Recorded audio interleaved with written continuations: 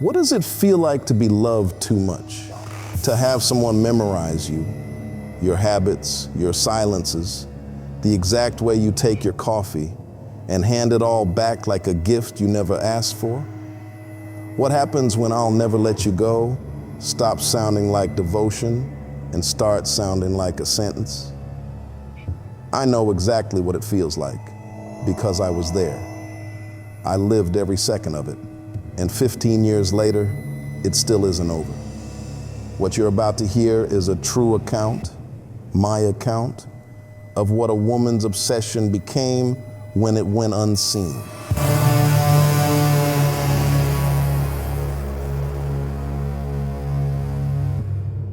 I'm not telling you this because I'm scared.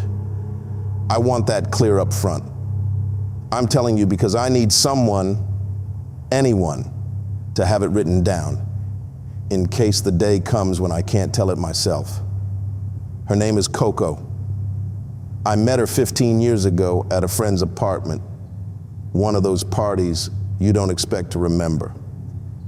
And somehow, she was the only person in the room I could hear. She had this way of looking at you like you were the answer to a question she'd been asking her whole life.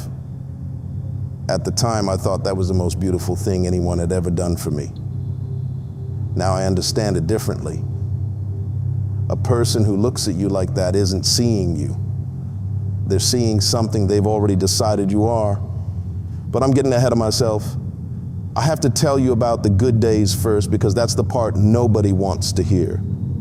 People want a monster in the very first scene. They want me to say she was wrong from the start, that the warning signs were painted across the sky.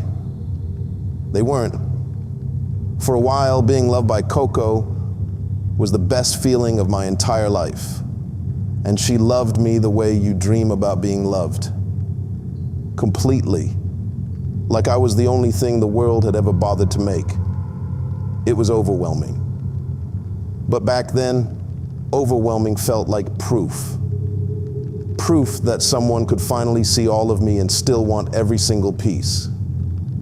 The thing that got me, the thing I still think about, was how she made everything I loved into something she loved too. Every band I mentioned, she knew by the next week.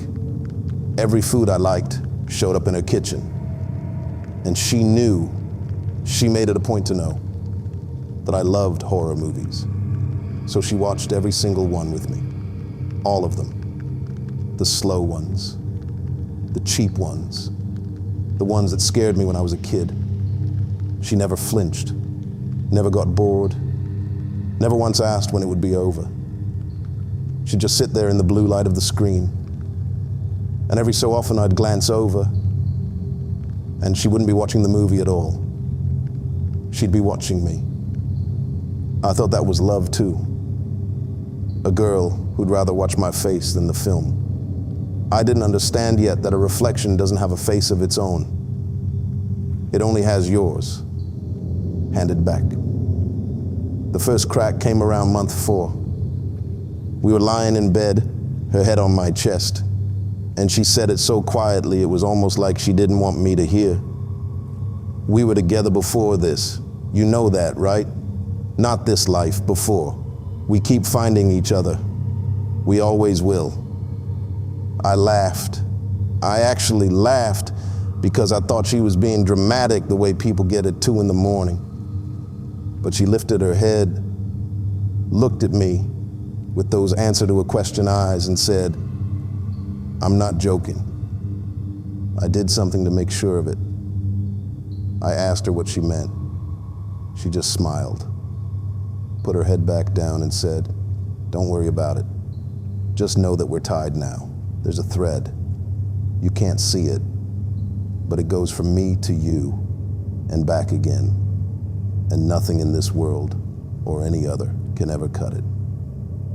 I told myself it was a figure of speech. God, I told myself a lot of things. By month 6, I needed air. I want to be honest, because I've replayed this 1,000 times. And I always land in the same place. I didn't fall out of love. I didn't meet someone else. I just felt covered. like a hand had been laid over my whole life, pressing down, gently, all the time. Every text answered in seconds. Every plan I made somehow already known to her. It wasn't dramatic. It was a slow filling of a room until there's nowhere left to stand. So I asked for space, not a breakup, space. A few days a week to breathe, the normal stuff normal people ask for. She went very still.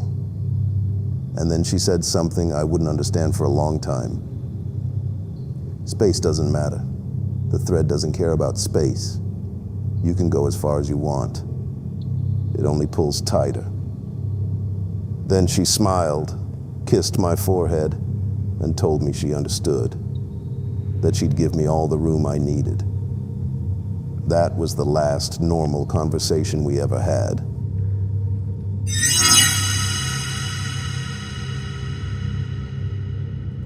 The texts started the next morning. Not angry ones. That's the part people never understand. If they'd been angry, I'd have had something to point to, something to show a friend, something that looked like a threat. But they were loving. Good morning. Hope you slept well. I had a dream about us. I made too much coffee out of habit again. 40 of them before noon, then 60. Then I stopped counting, because counting made my hands shake. By the end of that first week of space, I had over 400 messages. I'd put the phone face down and it would buzz against the table like something alive trying to claw its way out of a box. I'd turn it off, turn it back on, and there'd be a column of gray bubbles waiting, each one sweeter than the last. And somewhere inside all that sweetness was the thing I couldn't name yet, the thing that made the back of my neck go cold. I asked her to stop, gently, the first time, less gently the third. She wrote back, I can't stop. You don't understand. If I stop, the connection gets quiet. And when it gets quiet, I can feel you slipping, and I won't let you slip. I love you too much to let you slip. So I changed my number. I want to be clear about how that went because it matters. I changed my number on a Thursday. I told two people. By Saturday morning, there was a message waiting on the new line. It just said, you can't change the thread. I told myself there was an explanation. A mutual friend, a leak somewhere. There's always an explanation. That's what I kept telling myself, right up until the explanations ran out. Then I started seeing her places. At first I thought I was imagining it, the way you see an ex's car everywhere for a month after a breakup. A coat across the street that looked like hers, a laugh in a crowded restaurant. I told myself it was just my brain filling the world with the face that was haunting it. But then it stopped being a coat across the street. I work in a mid-size office downtown. Nothing glamorous, a glass building, a badge you scan at a turnstile, the kind of place that's supposed to feel safe because of all the procedure. One Tuesday I came down for lunch and she was sitting in the lobby, just sitting in one of the visitor chairs, hands folded in her lap, watching the elevators. When she saw me, her whole face opened, like a sunrise, like I was the one thing she'd been waiting her entire life to watch come around a corner. I asked her, I think I was already shaking, how she got past the front desk. She said, I told them I was your fiance. I told them I was bringing you lunch. And she lifted a paper bag I hadn't even noticed she was holding. Inside, it was my favorite sandwich, from a place I'd mentioned exactly one time months earlier in passing, a detail I'd forgotten the second I said it. She hadn't. Security walked her out. She didn't fight it. She didn't raise her voice.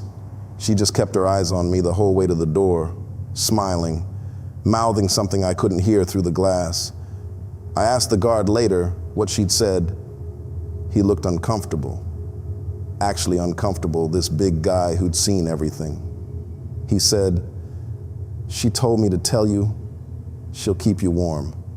I didn't know what that meant. I do now. And I wish to God I didn't. That night, I sat in my apartment with every light on, the new phone face down on the counter, and I told myself the worst was over, that she'd made her big gesture, embarrassed herself, and now the reality of it would sink in and she'd back off. That's what a normal person does. They hit a wall, they feel the shame of it, and they stop. But Coco didn't hit walls. Walls were just another thing between us that she'd already decided didn't count. And the phone, face down on the counter, lit up once, softly, in the dark. I didn't turn it over. I already knew it would be her. I just watched the glow leak out around the edges of it, pulsing there on the counter like a small, patient heartbeat, waiting for me to answer the thread. I need to tell you about the nights now, and I need you to understand that this is the part where I stopped being able to trust my own eyes. It started small. I'd wake at 3, maybe 4 in the morning, with the absolute bone-deep certainty that I was being watched. Everyone knows that feeling. But this one didn't pass when I opened my eyes. I'd lie there in the dark, heart slamming, and I'd stare up at the ceiling and tell myself there was nothing, no one. The door was locked. The windows were locked. I checked them now. I always checked them now. And then one night I rolled over and she was sitting in the chair in the corner of my bedroom, not moving, not lunging, just sitting. Hands folded in her lap, the same way she'd sat in that lobby, watching me sleep with an expression of such total dreaming peace that for one insane second, I felt guilty for being afraid of her. The streetlight came through the blinds in pale stripes and lay across her face, and she didn't blink. She didn't breathe loud enough for me to hear. She just said, in a voice softer than the dark itself, "I love watching you sleep. You look like you did before, back when you still remembered me." I don't know how she got in. The police didn't either. No broken window, no forced lock, not a single scratch on the door. And I watched them standing in my living room at 4 in the morning quietly decide that I was an unreliable narrator of my own life. "Are you sure you locked it, sir? Could you have let her in and forgotten? Have you been sleeping, drinking?" And here's the thing that started the rot, the real rot, the kind that gets in behind your eyes. I couldn't answer them because I wasn't sure.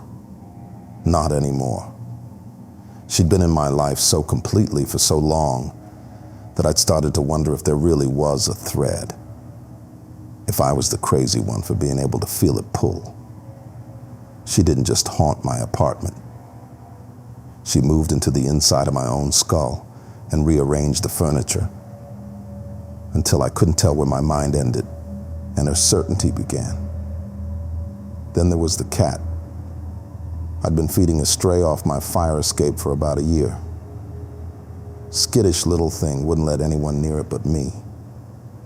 Gray, with eyes that caught the light green and wrong in the dark. It had started letting Coco near it back in the good days, and she used to smile and say animals could see the thread too. That's why it trusted her. One morning during all of this, I went out to feed it and it wouldn't come.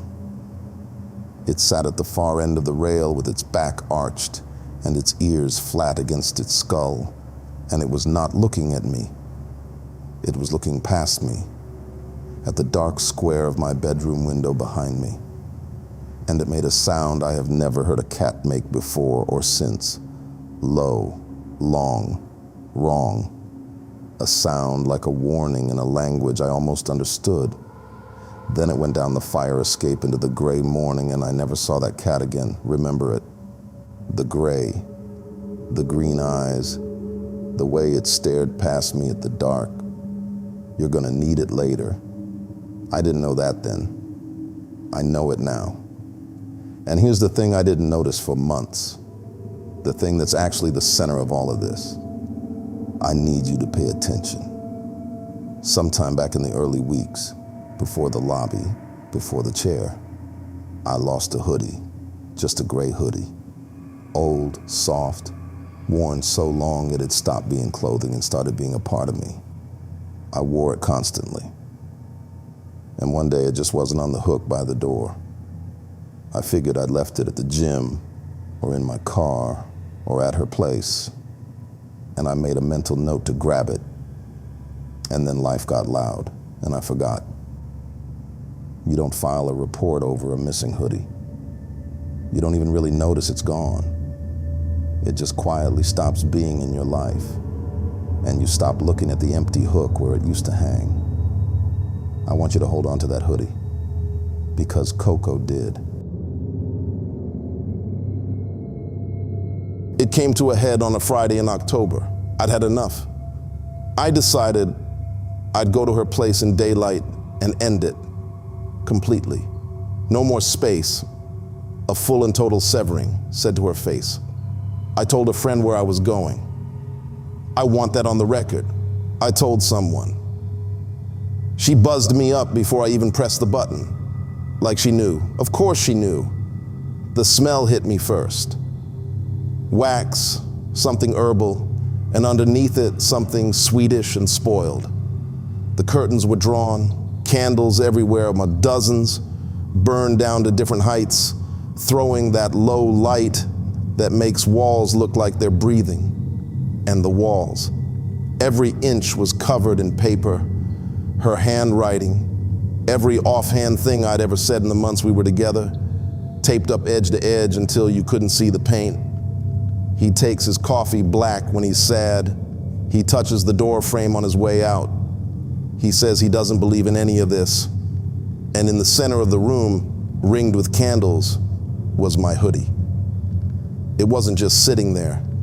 It was arranged, stuffed and shaped into the rough form of a small gray body, a little effigy, and pressed into the fabric were things I didn't want to look at. Hair, folded paper, a photograph of me I'd never seen taken, and a dark stain soaked in over the place where a heart would be. That's when I saw the envelope on the side table, half hidden by candles, my name on it, in her writing. I don't know why I did it. Some animal part of me wanted one piece of proof out of that room. On my way past, without her seeing, I slid it into my jacket. Then Coco turned around, and she was radiant, happier than I have ever seen a human being. It's almost done, she whispered. I just needed something you wore against your skin, something that knew you. The thread needed an anchor on your end. She touched the hoodie the way you touch a sleeping child. You gave it to me. You don't even remember, but you always give me what I need. I told her there was no thread, there was nothing. Just a sick woman and a stolen hoodie and a wall full of whispers. And then I said it plain, you are not normal, Coco. And she screamed. It wasn't a woman yelling. It came up out of her from somewhere deeper than a person should go, and the candle flame shuddered with it. I can't be normal for you, she screamed, tearing on it over and over, like normal was a country she'd been exiled from the day she tied us together, and I just held up the mirror. Then it stopped. She went still, and in a small child's voice, I'll be normal, I promise. I just need you to say it. Tell me you love me. Say it, and it'll work. And God help me, I said it. I looked her in the eyes and said, I love you, just to make the sound stop. 3 words with nothing behind them, hollow as a knock on an empty house. For 1 second, she lit up, and then her face changed, because it didn't work. Maybe the thread carries feeling, not just words. Maybe the spell can taste a lie. She looked down at the effigy like it had gone cold in her hands. "No," she said. "No, no, no, no." And she backed away, clutching that gray bundle of my own clothing into the corner where the candlelight didn't reach, her eyes never leaving mine, until the shadow swallowed her face and all I could see were her hands, white, wrapped around the shape of me. I left. I touched the door frame on the way out, because I always do. And I heard her go silent the instant I did, because she'd written that down too. She knew I would. I didn't make it 3 blocks before the phone started. Blocked. It never mattered. The messages came through anyway, buzzing the whole walk home. No good mornings now. It didn't work. It was empty. That's okay. I know what the spell really needs now. I turned the phone off, and I didn't look in a single window on the way home, because some part of me already knew the lie I'd told to get out of that room hadn't ended anything. It had only told her the soft way was over. And I still think about her every single day. That's how I finally understood it. She was never trying to keep me. Keeping me was never the point. The spell didn't need me in her life. It only needed me unable to forget her. Because the one thing Coco could not survive was being unseen. Being forgotten was the only death she was ever afraid of. So she made sure that no matter how far I ran, part of me would stay in that candlelit room forever. Which brings me to the letter. I never told you what was in that envelope. The one with my name on it.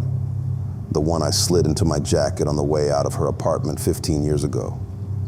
That's because I never opened it. 15 years. I carried it through every move, in a box I never touch, and I never once broke the seal, on purpose, because I understood what it was.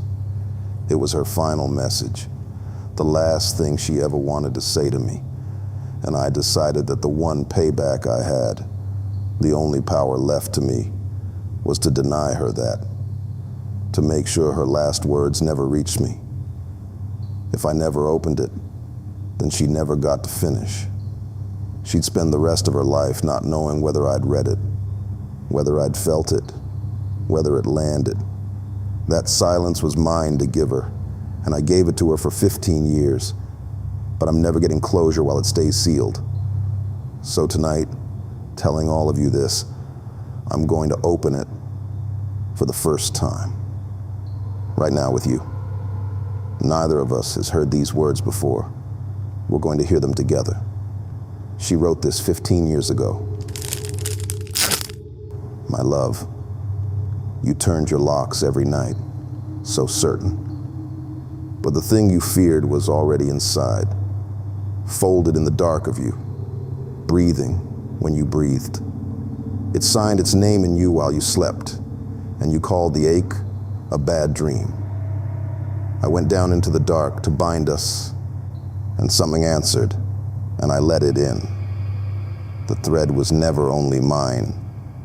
It has been leaning toward you across every year you thought you'd escaped, through every room you told yourself was empty. It learned patience from me. You can feel it now, can't you? The cold coming off this page like breath.